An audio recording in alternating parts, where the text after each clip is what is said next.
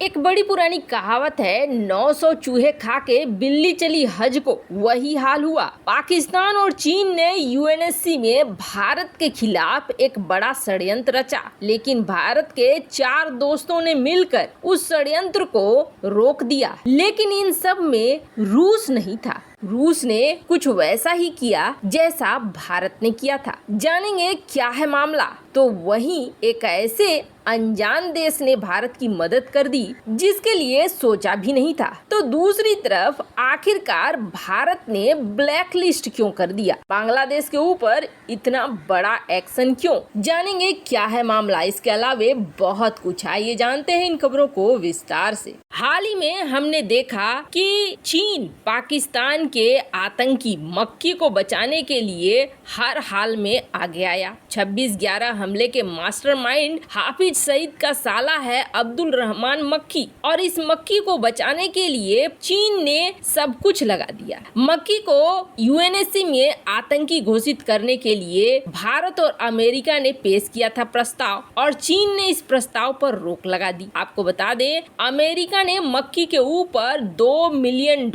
यानी 15 करोड़ रुपए का इनाम रखा है। भारत ने भी यूएपीए के तहत मक्की को एक आतंकी घोषित किया है, लेकिन इन सब को रोक दिया चीन ने, ये बताकर कि नहीं, ये ऐसा कुछ नहीं। पर चीन और पाकिस्तान अब एक प्रस्ताव लेकर आए यूएनएससी में, और इस प्रस्ताव में पाकिस्तानी जेल में 4 साल से बंद एक भारतीय नागरिक को आतंकी घोषित करने की साजिश की जाने लगी। दरअसल है क्या, पाकिस्तान की जेल में एक भारतीय नागरिक बंद है जिनका नाम है गोविंद पटनायक डुगीवलासा। पाकिस्तान का कहना है कि ये आतंकी है और पाकिस्तान के खिलाफ आतंकी हमलों में शामिल रहा है। अब इसे लेकर जिस तरीके से अमेरिका और भारत ने प्रस्ताव दिया था, वैसे ही चीन और पाकिस्तान इस प्रस्ताव को लेकर सामने आए यूएनएससी में कि इसे आतंकी घोषित किया जाए, ताकि भारत के खिलाफ एक मौका मिले। वैसे आपको बता दें, चीन पाकिस्तान को एफएटीएफ की ग्रे लिस्ट से बचाना चाहता है, निकालना चाहता है, और आने वाले 3-4 महीनों के बाद विजिट होने वाली है ग्रे लिस्ट के लिए। देखने जाएंगी एफएटीएफ की टीम कि क्या पाकिस्तान को निकाला जा सकता है या नहीं निकाला जा सकता है। उससे पहले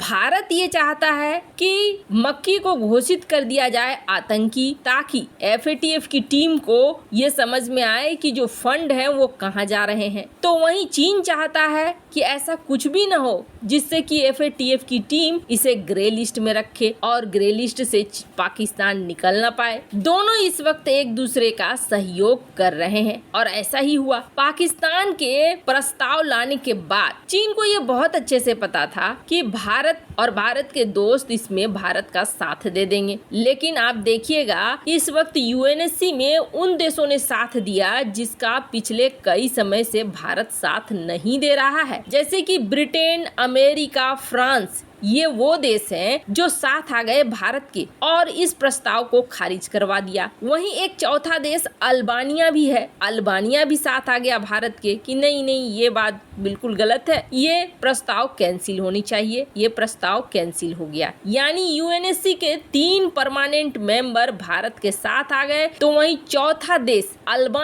अल्बानिया हमारा कोई खास रिश्ता नहीं है, लेकिन बात यह है कि अल्बानिया यूएनएससी का इस बार का अध्यक्ष है, और उसे तो वोट करना ही था, या तो हाँ में करता या ना में करता। पर अल्बानिया ने इस प्रस्ताव के विरोध में वोट किया। कुल मिलाकर 5 देश, जिसमें भारत भी है, ने मिलकर इस प्रस्ताव को खारिज कर दिया। पर आप सोचेंगे, चलो 5 परमानेंट मेंबर में चीन और रूस थे, रूस ने क्या किया? तो दरअसल रूस ने इस प्रस्ताव से परहेज किया। जो भारत अब तक करता आया है अब्सटेन करने का काम, रूस ने भी इस प्रस्ताव से अब्सटेन किया। वैसे आपको बता दें, जहां चीन का मामला होता है, रूस ऐसा ही करता है, और आगे भी रूस ऐसा ही करेगा। ऐसा इसलिए कि आप पैटर्न उठाकर देख, हमने भी तो यही किया। यूक्रेन का मामला हुआ तो हमने क्या किया? हमने अब्सटेन किया। तो फिर हम क्यों ये सोचते हैं कि रूस हमारा हर जगह साथ दे? चीन से इस वक्त रूस को फायदा हो रहा है। भविष्य की लड़ाई हो सकता है चीन और रूस एक साथ मिलकर अमेरिका से लड़े। ऐसे में चीन के साथ बिल्कुल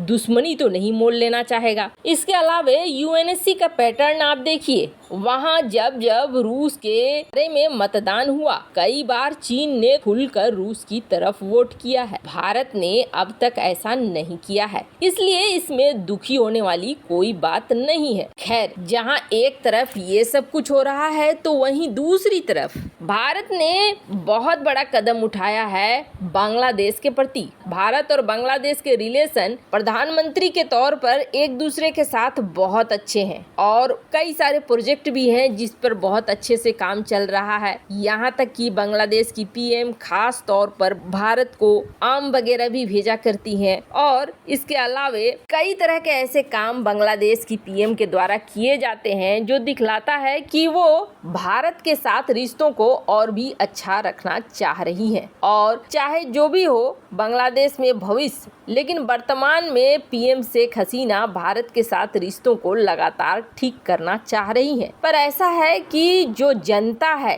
बांग्लादेश की, उसमें बहुत सारे ऐसे तत्व घुस चुके हैं जो कट्टरपंथी विचारधारा के हैं, जो 1971 की लड़ाई भूल चुके हैं कि किस तरीके से उनकी आजादी दिलाने में भारत ने महत्वपूर्ण भूमिका निभाई थी। वरना जितना आज बांग्लादेश में लोग चैन से रह रहे हैं वो सारे कब के हत्थे चढ़ गए होते पाकिस्तानी सेना के। उन्हें बिल्कुल भी ये नहीं भूलना चाहिए जिस तरीके का नरसंहार पाकिस्तान ने किया वो जारी रहता अगर भारत की एंट्री नहीं होती तो। भारत बचाने वाला और आज के डेट में जो एक अलग बांग्लादेश राष्ट्र बना है, इसके पीछे बहुत बड़ी भूमिका में रहा है। पर जो कट्टरपंथी तत्व हैं अब वो लगातार बांग्लादेश में बढ़ते जा रहे हैं। अब तो कई ऐसे तत्व हैं जो खुद वहाँ की प्रधानमंत्री शेख हसीना के लिए एक बड़ा चैलेंज बन रहे हैं। हमने कई बार देखा पीएम मोदी की यात्रा हो बांग्लादेश की या फिर कई ऐसी सूचनाएं हों जिससे साफ दिख रहा है कि कट्टरपंथी अब धीरे धीरे बांग्लादेश में बढ़ते जा रहे हैं। और पीएम शेख हसीना की मैंगो डिप्लोमेसी हो या फिर